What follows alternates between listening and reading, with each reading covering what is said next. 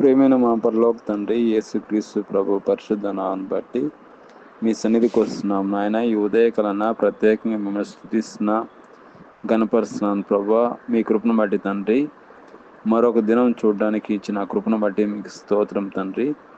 గత వారం అంతా ప్రభా సహాయం చేశారు తండ్రి. నూతన వారంలో ప్రవేశపెట్టారు.